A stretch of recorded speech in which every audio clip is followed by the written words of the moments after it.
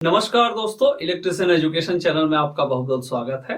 तो आइए आज हम अपने हिंदी के पहले वीडियो की ओर आगे बढ़ते हैं। जैसा कि मैंने आपसे कहा था कि हिंदी प्लेलिस्ट के अंतर्गत मैं आपको हिंदी के प्रारंभ से लेकर अंत तक के सभी मुख्य विषयों को बताऊंगा जिसमें यूपी पीसीएल से संबंधित प्रश्न पूछे जाते हैं। तो आइए हम सबसे पहले आज देखते हैं संधि को। हम सभी जानते हैं कि संधि जो होता है दो अलग अलग जो शब्द होते हैं ना, मैं बिल्कुल आपकी भाषा में समझाने का प्रयास करता हूं कि दो अलग अलग जो शब्द होते हैं उनके आपसी सम्मेलन सम्मिश्रण को हम संधि कहते हैं। इससे पहले आप एक चीज याद कर लेंगे। देखिए संधि, आप सोच रहे होंगे कि गुरुजी ने ये क्या लिख दिया।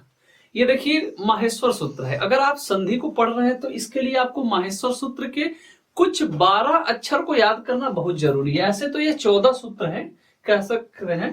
तो इसमें सबसे पहला जो है इसको कहते हैं अ ई उ ड़, दूसरा है री ली क, ए ओम ग और आई औ च। देखिए ऐसे तो ये टोटल 14 है। ऐसे अयुड़ ऋलृक एवं गय्यौच हैवर टलड़ यमं गणनम झभय गड़दस जब गड़दस खफ चटता चटता व कपयस ससरहल। ये 14 है, लेकिन 14 आपको याद नहीं करना है। आप सभी जानते हैं कि हिंदी जो है ना वो संस्कृत से निकला हुआ, सब कुछ उसमें संस्कृत निष्ठ है। संधि भी हम हिंदी नहीं पढ़ते हैं। संधि प्रत्यय उपसर्ग सारे विषय संस्कृत से मिलते जुलते हैं। संस्कृत बृहद है, हिंदी उसका छोटा सा सार होता है। तो देखिए आपको 4 चीजों को ही मुख्य रूप से देखना है।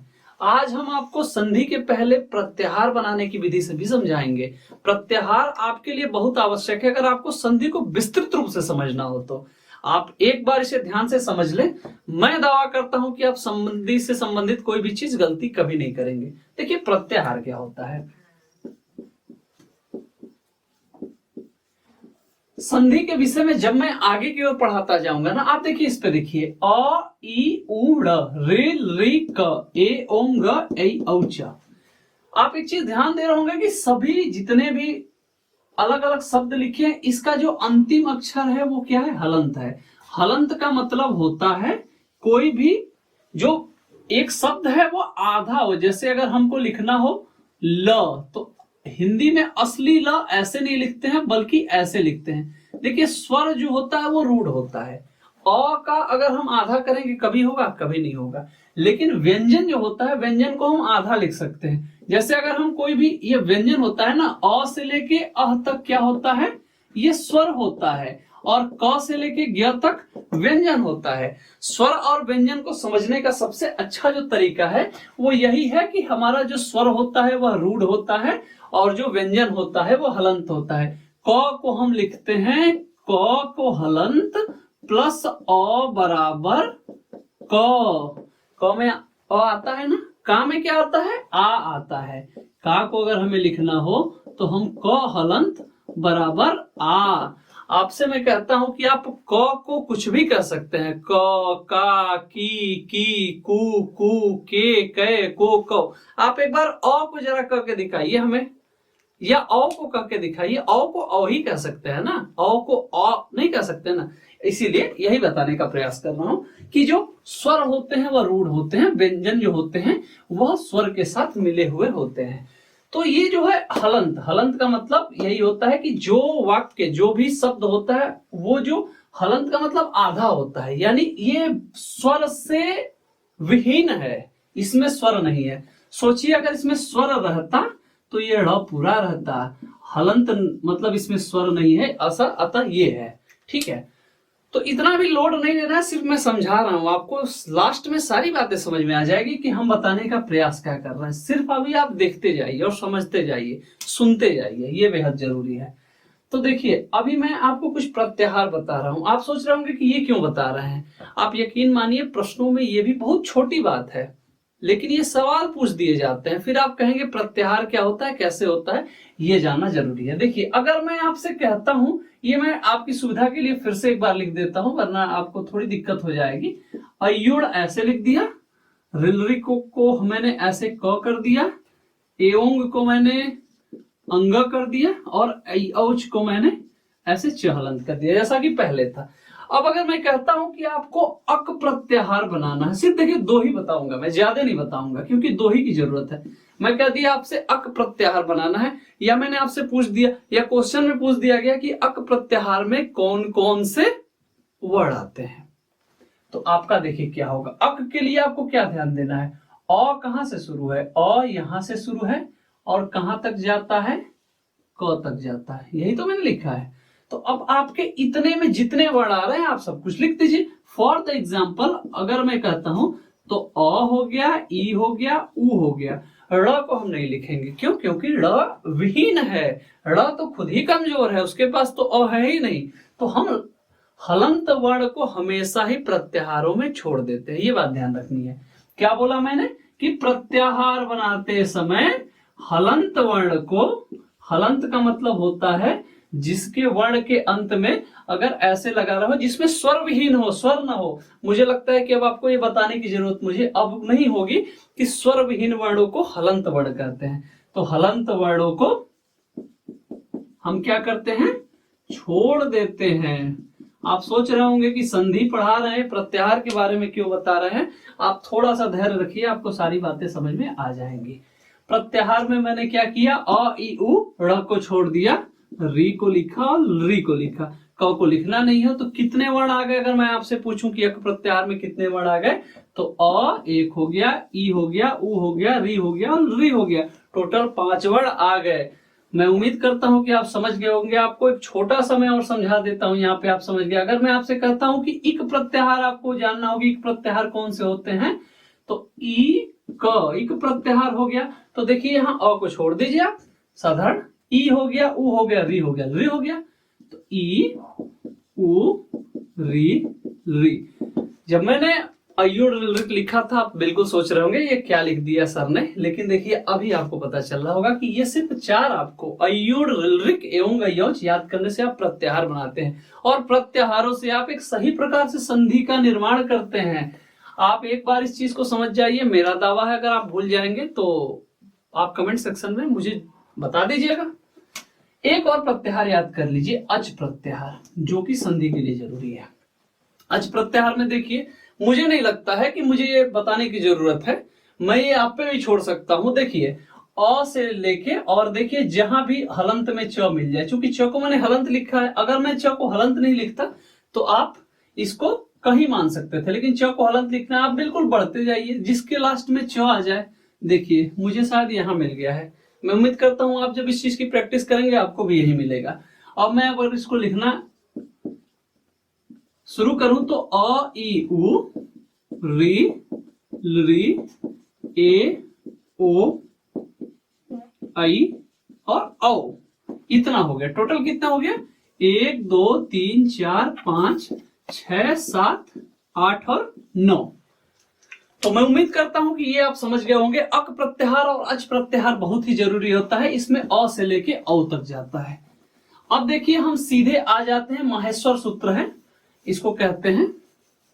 14 सूत्र निकले थे। माहेश्वर सूत्र के बारे में कहा गया है कि नृत्यावसाने नटराज राजो ननाद टक्का नौ पंचवारम उद्धर्तु काम शनकादि सिद्धन्ने तद्दिमर्शेश्वर सूत्र जालम। 14 सूत्र निकले थे, माहेश्वर सूत्र थे, भगवान शंकर के डमरू से निकले उत्पन्न है, जिससे हमारा पूरा संपूर्ण व्याकरण बनता है, और इन व्याकरणों से हिंदी बनती है, हिंदी से संधि बनता है, और संधि से प्रश्न बनते हैं। तो सब कुछ एक दूसरे से जुड़ा हुआ है ना। हमारा तो प्राचीन पुराना सिद्धांत है कि सब कुछ एक दूसरे से जुड़ा हुआ है, सिर्फ समझने का प्रयास करना है। तो आइए अब हम संधि को शुरू करते हैं बिना समय को गवाए। देखिए संधि में हम सभी जानते हैं कि संधि 2 प्रकार के होते हैं। पहला होता है स्वर संधि और दूसरा होता है व्यंजन संधि। अब अगर मैंने अभी आपको बता दिया है कि स्वर व्यंजन किसे कहते हैं, तो दोबारा बताने की मुझे तो आवश्यकता नहीं समझ में आ रही है। फिर भी यदि कोई वैसे लड़के हो या वैसे हमारे मित्र हो जो इस चीज पे ध्यान नहीं दे रहा हो, मैं फिर से उनके लिए लिखता हूं कि अ इत्यादि जो वर्ण है वो स्वर के अंतर्गत आते हैं, क ख इत्यादि जो वर्ण है वो किसके अंतर्गत आते हैं, व्यंजन वर्ण के अंतर्गत आते हैं। तो आज का जो हमारा वीडियो रहेगा वो सिर्फ और सिर्फ स्वर संधि पे रहेगा। हाँ, स्वर लगा है तो स्वर संधि, व्यंजन लगा है तो व्यंजन संधि होगा। मैं उम्मीद करता हूं इस चीज को आप समझ जाएंगे। अब देखिए आपको मैं समझाता हूं कि संधि के अंतर्गत, स्वर के अंतर्गत कौन कौन से महत्वपूर्ण संधि आते हैं। पहले हमने बात कर ली संधि की। संधि के अंतर्गत आपका एक आ गया स्वर आ गया, एक आ गया व्यंजन आ गया, और आप सोच रहे होंगे प्रत्याहार तो इसमें आया ही नहीं, तो प्रत्याहार आप लोड मत लीजिए, अब आएगा। देखिए स्वर के अंतर्गत आपके कुछ महत्वपूर्ण जो संधियां, सारे विषयों को आप लिखते रहिएगा, इसीलिए मैं धीरे धीरे पढ़ा रहा हूं सारे विषयों को। सारे के सारे जितने भी बात मैं लिख रहा हूं सब कुछ अति महत्वपूर्ण है। स्वर के अंतर्गत जो प्रथम संधि आती है वो आती है यण संधि, यण संधि। दूसरा आता है अयादि संधि, अयादि संधि। तीसरा आता है गुण संधि, गुण संधि। और चौथा आता है वृद्धि संधि, और पांचवा आता है दीर्घ संधि। कितने आते हैं? तो देखते हैं वीडियो कहां तक बन पाती है। अदरवाइज अगर वीडियो लंबा होगा तो बिना समय गवाए मैं वहां पे बंद करूंगा और सेकंड वीडियो के रूप में आपको इससे आगे पढ़ाऊंगा। तो देखिए यण संधि पहला है, तो पहले से स्टार्ट करते हैं इसे, और आपको समझ में आएगा कि प्रत्याहार की आवश्यकता क्यों थी। देखिए यण संधि के लिए एक सूत्र है, आपको संस्कृत के ओर मैं ज्यादा नहीं झुकाव रखूंगा, लेकिन फिर भी आपको बताना जरूरी है। यण संधि के लिए एक सूत्र है। यण संधि कैसे बनती है, तो उसका एक सूत्र दिया है लघु सिद्धांत कौमुदी में, ई को यण ची। अब देखिए ये क्या कहते हैं, तो बहुत कुछ कहते हैं, क्या स्थान यण से आदेश संहितायाम विशेष उपाश्रित आते, लेकिन उसकी आवश्यकता नहीं लेनी है। मैं आपको बिल्कुल सामान्य और आपके अपने भाषा में समझाता है। ई को यण ची मतलब कहता है कि इक को यण होता है, इक को यण होता है, अच बाद में रहे तो, अच बाद में रहे तो। अब कहेंगे कि सर ये भी बड़ा वैज्ञानिक लिख दिया आपने, समझ में ही नहीं आया कि इक को यण होता है। तो मैं आपसे कहूंगा कि नहीं, ऐसा कुछ नहीं है। आपने अभी तो प्रत्याहार पढ़ा, आप छोड़ दीजिए मैंने क्या लिखा। मैंने ये लिखा है ना इक को, तो आप सीधे पहले इक लिख लीजिए। तो अगर आप याद किए होंगे तो क्या यहां से निकल जाएगा, अ ई उ, ड़ को छोड़ देना है, री और ली को आ जाता है। तो इक को तो मिल ही गया मुझे। इक को क्या होगा, यण होगा। यण को देख लेना है भी क्या होता है। अच बाद में हो तो हमने अच भी पढ़ लिया। अच क्या था हमारा, अ ई उ री ली ए ओ आई औ। कोई तनाव नहीं लेना है। अभी मैं आपको सूत्र बनाऊंगा, ट्रिक बताऊंगा, लेकिन पहले ट्रिक बता दूंगा तो ये सारी चीजों को आप नहीं समझ पाएंगे। सभी जानते हैं कि ट्रिक जो होता है हमारा अंतिम अस्त्र होता है। सबसे पहले बेसिक तो जानना जरूरी है ना, तो बेसिक भी आप जानते रहिए। ट्रिक बताता हूं, 1 मिनट में हल करेंगे। इक लिख दिया, अच समझा दिया। यण क्या होता है, यण का मतलब होता है य व र और ल। अब देखिए मैंने लिखा है इक को यण होता है, इसका मतलब कि यहां पे ये कितने वर्ण है, अगर आप गिने तो 1 2 3 और 4 यण होता है। ये भी कितने हैं, 1 2 3 और 4। इसका मतलब क्या प्रूफ होता है कि अगर ई रहेगा तो य होगा, उ रहेगा तो व होगा, री होगा तो र होगा, ली होगा तो ल होगा। कब होगा, अगर उसके बाद में आपका ये अच लगा होगा तो। ठीक है, तो अब देखिए, अब मैं आ जाता हूं अपने सूत्र और ट्रिक पे। हिंदी है, संस्कृत से जुड़ी हुई है, तो थोड़ा सा तो समस्या होगा ही ना। देखिए शब्दों को अभी मैं आपको उदाहरण के रूप में समझाता हूं। एक शब्द आपने सुना होगा यद्यपि, यद्यपि एक शब्द है ना। अब मैं बिल्कुल उसको तोड़ के दिखाता हूं। इसको कहेंगे यदि धन अपि, यही होगा ना भाई। ये आपका पूछा हुआ भी सवाल है यूपीपीसीएल का। यद्यपि में यदि धन अपि हो गया। अब यदि हम इसको भी तोड़ते हैं तो सबसे क्या हो जाएगा, हम इसको ऐसे लिख सकते हैं। मैंने बताया ना कि व्यंजन वर्ण जो होता है वो स्वर के साथ जुड़ा होता है, प्लस द प्लस ई, और ये बड़ा वाला प्लस है, ये जो मैंने ये प्लस लगाया वो इस प्लस की बात कर रहा है, और अ प्लस प प्लस ई। देखिए धैर्य से समझिए, भागने का प्रयास नहीं करना है। मैं चाहूं तो आपको यहां भी बता सकता था, लेकिन मैं चाहता हूं कि आप ऐसे जाने ताकि बिल्कुल सवाल गलत होने की संभावना ही ना बने। यद्यपि को क्या करेंगे, हम बिल्कुल तोड़ लेंगे। ये प्लस ये वाला है, इस चीज को ध्यान रखें। आप उसको आप बोल कर दिया करें ताकि कंफ्यूजन क्रिएट ना हो कि ये प्लस वो प्लस में कैसे होगा। मैंने कहा इक को यण होता है, इक को यण होगा, यण होगा। अच बाद में हो तो, अच बाद में हो तब, यानी ई उ री लरी को क्या होगा, य व र ल होगा। बस यही तो करना है, हो गया। कब, जब प्लस के बड़े वाले इस वाले प्लस के बाद में अच हो। अच का मतलब अ ई उ री ए ओ आई ओ। आप ध्यान से देखिए, यहां पे आ जाइए। इसका जो होता है यदि का जो अंतिम वर्ण है वो कौन सा है, यदि का अंतिम वर्ण यही तो हुआ ई, और इसका इस प्लस के बाद अच होगा। अच में देखिए अ आता है, बिल्कुल आता है, कौन कहेगा कि नहीं आता है। तो इसको क्या हो जाएगा, यहां पे दोनों के स्थान पे क्या हो जाएगा, ई को क्या होता है, ई को वह होता है, वह नहीं होगा ना, ऊ को वह होगा ना। ई को क्या मैंने लिखा है कि ई को जब होगा तब यह होगा। तो अब देखिए आपको यहां से समझा देता हूं, इन दोनों को क्या करिए, य लिख दीजिए। अब आपका य plus a plus the plus य प्लस प प्लस ई, यही तो है। य मैंने भी नया लिया है, सबको मिला दीजिए। य अ क्या हो जाएगा, य हो जाएगा। द अ आधा आधा दोनों है तो ये ऐसे लिख देंगे, और प ई हो जाएगा तो पी हो जाएगा। मुझे लगता है कि यद्यपि बन चुका है, आप बताएं बन गया है कि नहीं।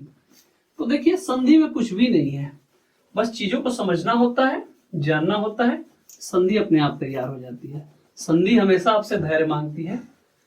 अगर आप धैर्य से इस चीज को समझते हैं, कहेंगे क्यों तोड़ के बता रहे हैं, तोड़ के बताना बिल्कुल जरूरी है। यदि आप तोड़ के समझेंगे नहीं तो आपको गलतियां होती रहेंगी।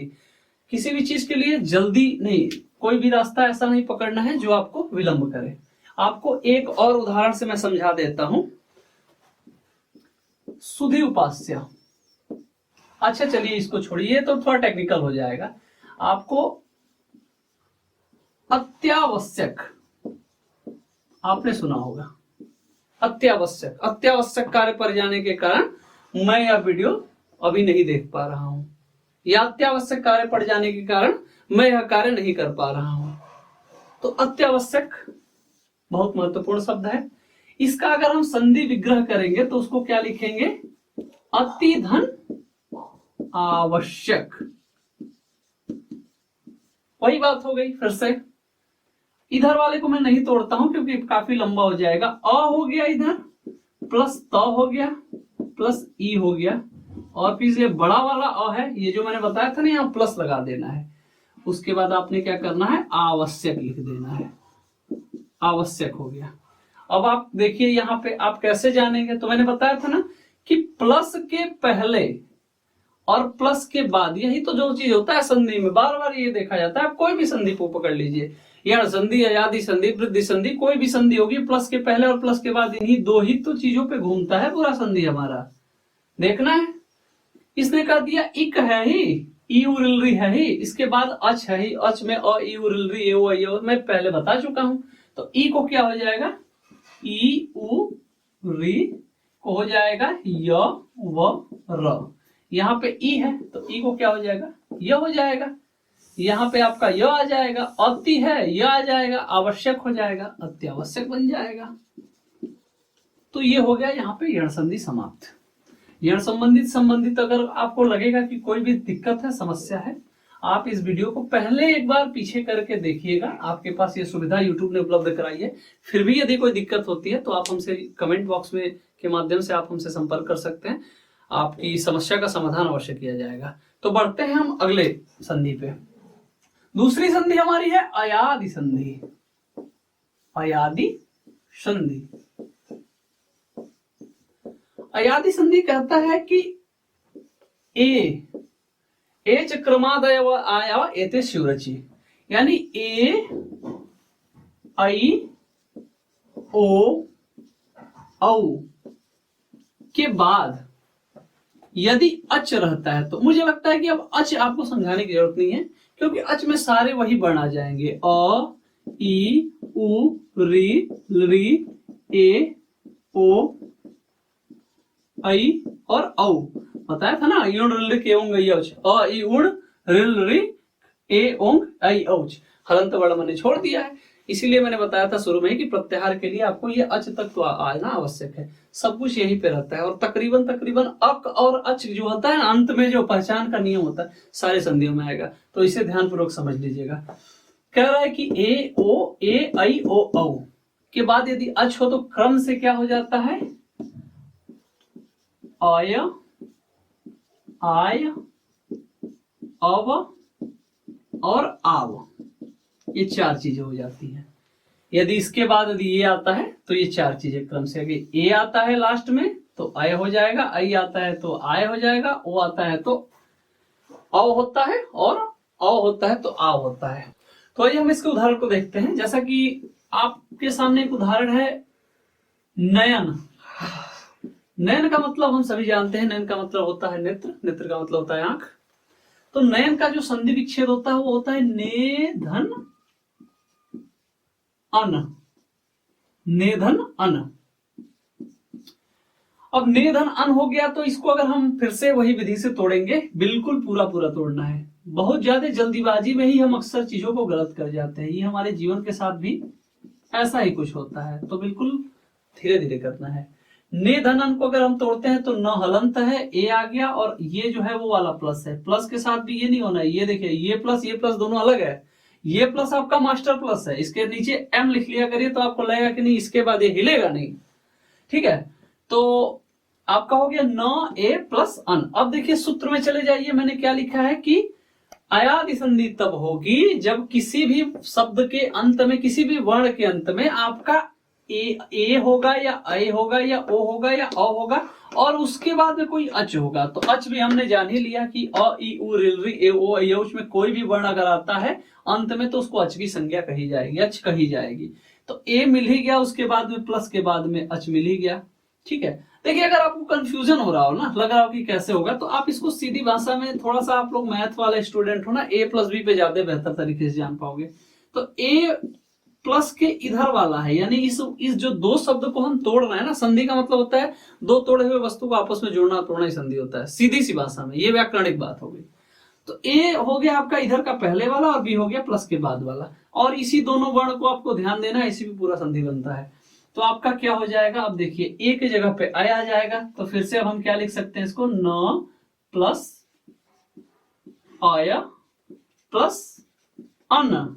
अब देखिए इसको जोड़ देंगे इस पे तो ये पूरा हो जाएगा, न हो जाएगा, य में अ जोड़ देंगे तो य हो जाएगा, और न को न लिख देंगे तो नयन हो जाएगा। इसी प्रकार नयन के जैसे आपका हो जाएगा नायक। एक शब्द है, नायक शब्द का मतलब क्या होता है, नायक का मतलब होता है अभिनेता, इंग्लिश में जिसे आप हीरो कहते हैं। और हीरो मुझे बताने की आवश्यकता नहीं लग रही है कि आप कोई नहीं ऐसा होगा जो जानता होगा।